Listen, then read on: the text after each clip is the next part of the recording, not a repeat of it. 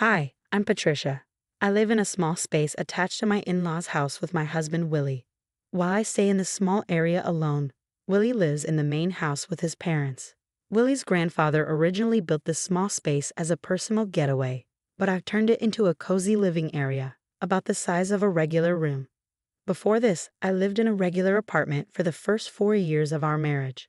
Willie's parents, who were very close to him, suddenly wanted him to move back in with them. Seeing how much they wanted him there and how emotional they were, Willie felt he should go back. This took me by surprise and made me feel a bit overwhelmed. Willie and I met at work, where he started as my junior. We dated for 4 years while he was living with his parents, which made him miss home a lot. Even though he had his own place after we got married, his upbringing, where he was very pampered and didn't do much around the house, made him want to return to the comfort of his parents' home.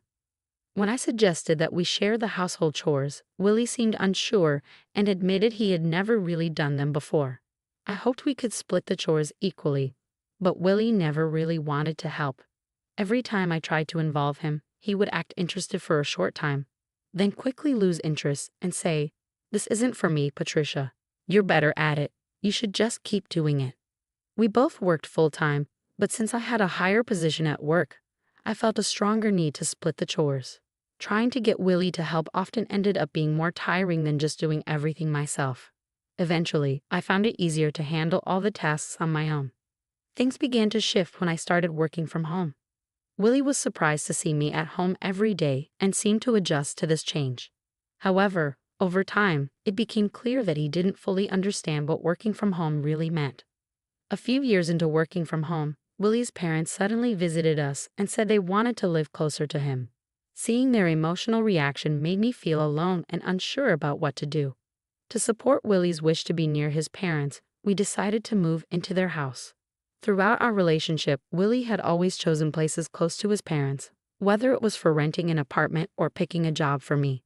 Since I was working remotely, where we lived wasn't as important, but Willie's choices often meant we had to move and sometimes even leave our jobs.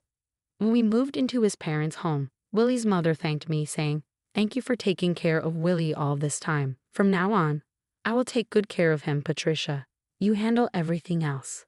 At first, I thought this meant I'd be free from taking care of Willie, but I soon realized her real plan.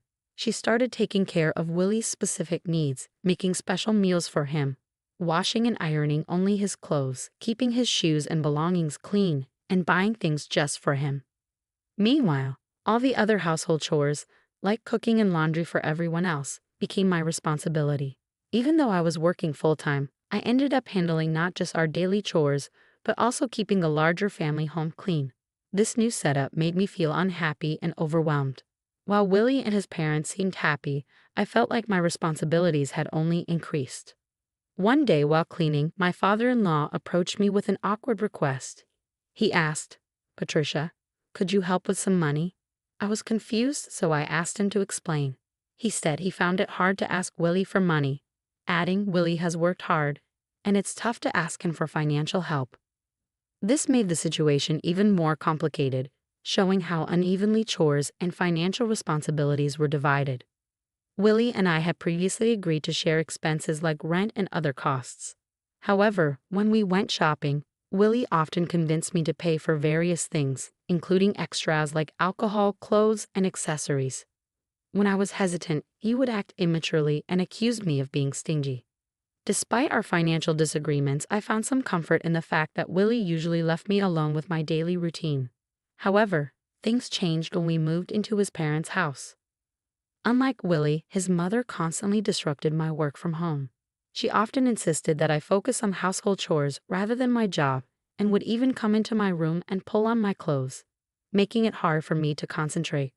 Feeling frustrated, I talked to Willie about it, expecting him to side with his mother. To my surprise, he listened and promised to talk to her about the interruptions. I hoped we could find a solution that worked for both of us.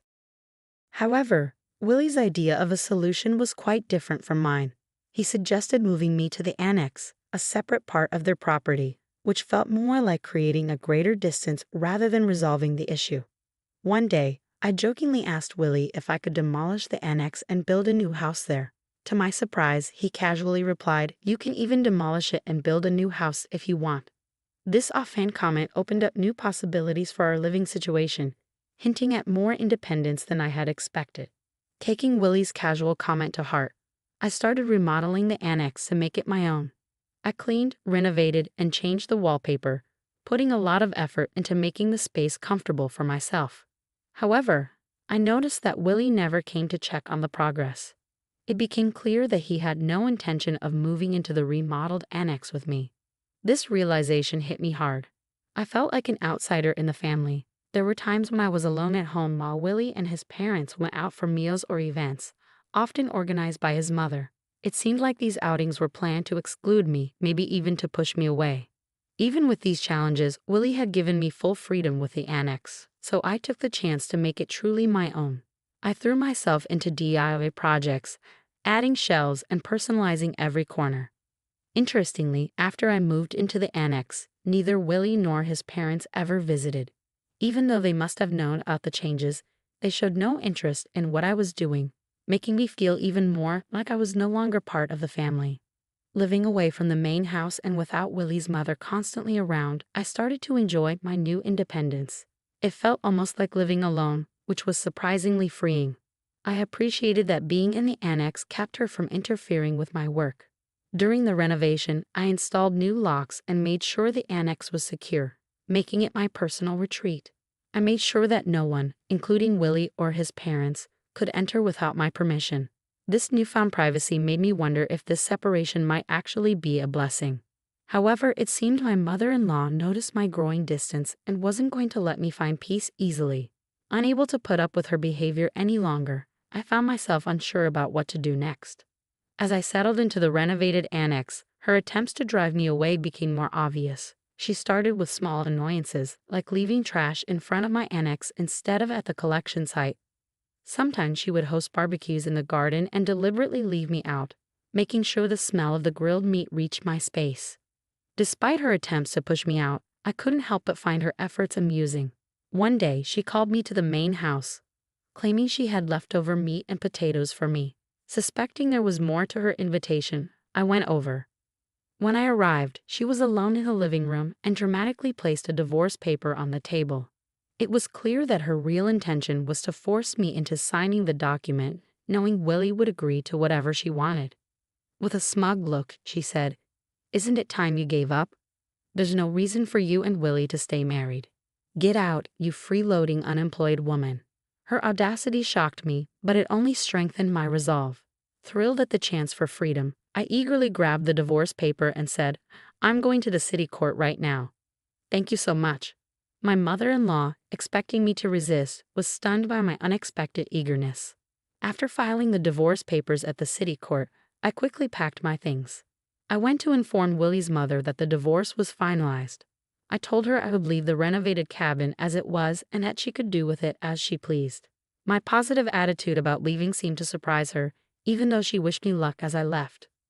When Willie and his father saw I was really leaving, they were concerned and asked, "Are you going? What will we do without Patricia?" I smiled and thanked them for letting me use the cabin. I explained that, since we were now divorced, it was time for me to move on.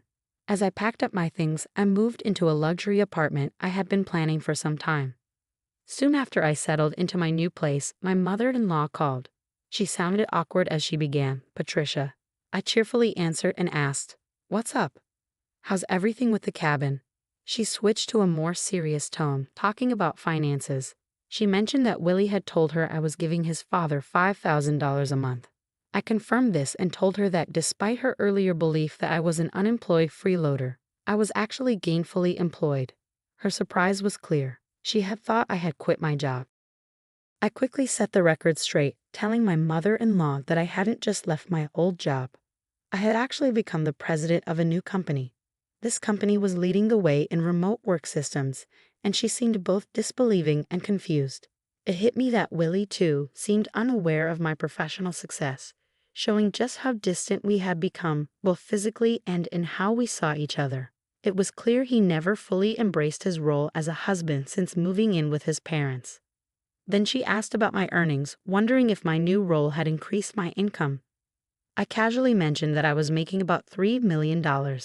I exaggerated a bit to avoid getting into the details of my actual earnings. Seizing on this, she asked, "With that much money, could you lend us some? Your father-in-law was laid off and kept it hidden. We've been managing with the $5,000 you've been giving us, but neither Willie nor I knew about his job loss." This explained a previous conversation with my father-in-law, where he said it was hard to ask his son for money.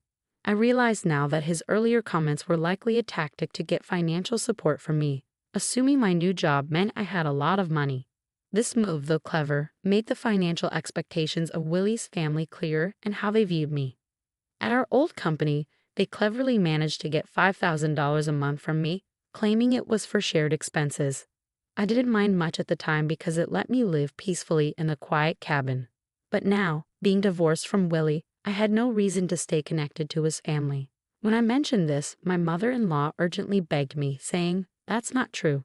To me and Willie, you're still family. Please come back." I immediately declined, knowing I would only be used again. Returning to Willie offered no advantages. We were now strangers, and it felt awkward for them to still consider me family when they had pushed me away. I'm really enjoying my life on my own now. It feels much like when I was married and mostly living alone. Except now I spend money on myself and don't have $5,000 siphoned off every month. I prefer this new life. I ended the call with a firm goodbye, surprised they thought I'd come back. My mother-in-law's plea seemed like a last-ditch effort. Willie's salary wasn't great, and he often avoided responsibilities, saying, "I can't do it," and passing tasks to others. This made him unreliable both personally and professionally. With his father laid off and his mother a housewife, they couldn't keep up with the large house and had to sell it. Now, all three of them are living in the cabin I renovated. It's perfect for one person but likely cramped for three. Since then, I haven't thought much about them. I'm enjoying my life peacefully, relishing the solitude and freedom that come with my new independence.